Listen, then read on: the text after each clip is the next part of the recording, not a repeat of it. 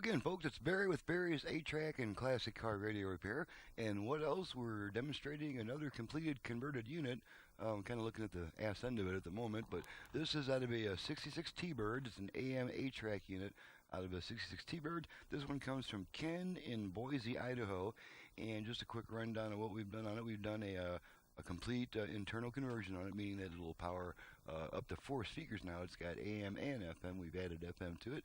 It's got Bluetooth and a USB reader, which here's our little USB dongle sticking out, and the customer would purchase a extension cable to bring that USB port with an easy, handy reach. And then, since it's got Bluetooth now, we've got a hole in the bottom of the unit for the Bluetooth antenna to pick up, like around the underside of the dash is what I found to work pretty well. And then we've also got although the Bluetooth does now have a built-in antenna, and here's where I snuck that in right there at the upper left-hand part of that dial right there, a little bitty hole for the built-in Bluetooth microphone for hands-free phone communication.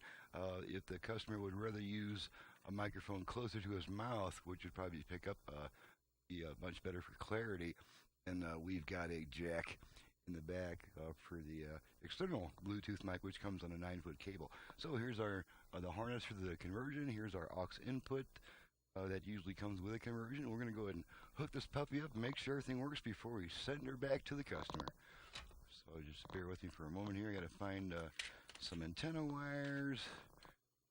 Looks like a pretty nice antenna wire there. Alright, yeah, we'll just plug our usual harness into my bench setup here, and we are ready to run this puppy through its paces. Quick test, and here we are. I think I've got it set to FM at the moment, so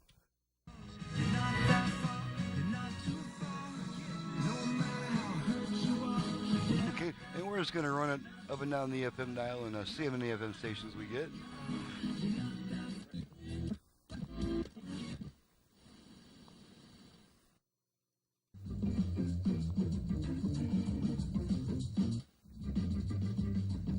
From Carole. Familiar with, huh? It is. For you is?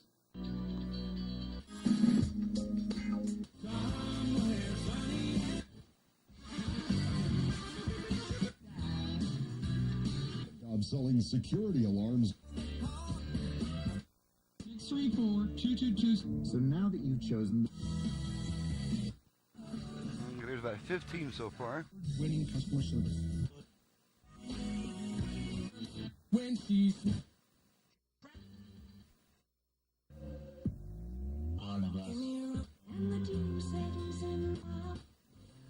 yellow-eyed serpent and pink.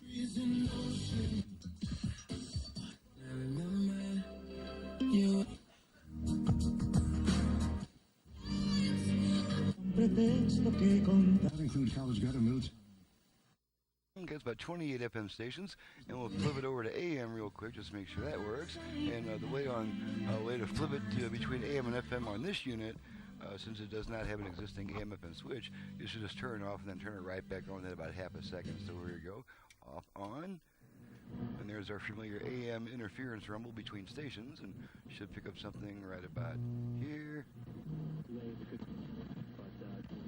Wearing a CT shirt, you look great. And there's one. Should pick up another one in the 1400 area. Thing out of my shop with a worthless. Okay, and there we go on that. I bought my customer a new. Okay, so we'll go ahead and put her back on FM just for fun.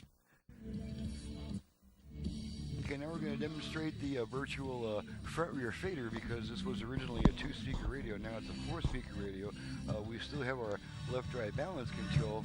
And I'm sure you can hear the effect of that. But now we also have a front-rear fader, and we activate that by giving our tone control 2 turns to the right from roughly the center position. So we're going to rotate it to about the center position. We're going to give our tone control 2 quick turns to the right, and then we should hear 4 tones through the speakers, and that lets us know that the function is activated and ready to adjust. So here we go. Okay, it didn't activate that time, so we'll try it again. Probably won't activate that time either. Okay, we'll try backing it up a little bit more.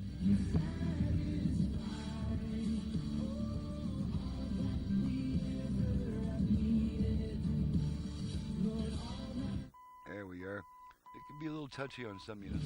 Okay, now with the tone control, let's switch to our output level meters. Now, as you can see, we're using the tone control to adjust between the between the front and rear speakers. And as long as we keep adjusting it, it'll keep making the adjustment. And then when we stop adjusting it, which you're going to do right now, take my hand off the control. After about a second, you'll hear one beep, and that lets us know that the function is timed out and that this is once again just the tone control. So that's a pretty cool feature, especially for radios that didn't have some of these original controls. Okay, so the only thing left to demonstrate is the Bluetooth, and I'm just going to go ahead and activate the function. I'm not going to go to all the time of pairing it up with a device and playing it. I'm just going to make sure that the function does activate, and one way to activate the Bluetooth is to get the volume control 2 quick turns in the direction of higher volume. So here we go. Also, ready to pair. Okay, and that was our female voice coming on saying ready to pair. So it's going to keep trying to pair with the device and, for about 90 seconds, and then she'll come back on and saying pairing not completed. So now let's go ahead and test the USB reader function. This is just my radio commercial. Get all this other stuff out of here. I'm just going to plug my USB stick, which has my radio commercial, into the USB receptacle real quick. Make sure that it starts playing, indicating that that functions also. So just plug her in. So don't miss. And you see it flashing. There's my radio commercial being played off the USB sticks. I will pull this out. There goes the USB function, and now we're back to the radio. Now let's go ahead and plug an 8-track tape in. Since I am the 8-track specialist, you probably want to hear that. And you'll note that you got quite a bit of added brightness and volume from the 8-track section because it's got my special hand-built tape head preamp in place of the original. So let's pop some temps and see how they sound through this thing.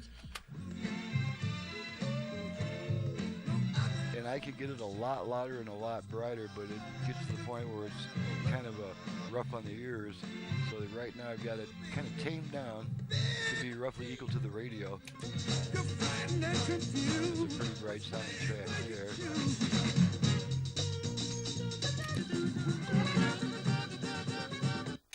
Pairing not completed. Okay, and there's a lady coming on saying pairing not completed. Didn't pair.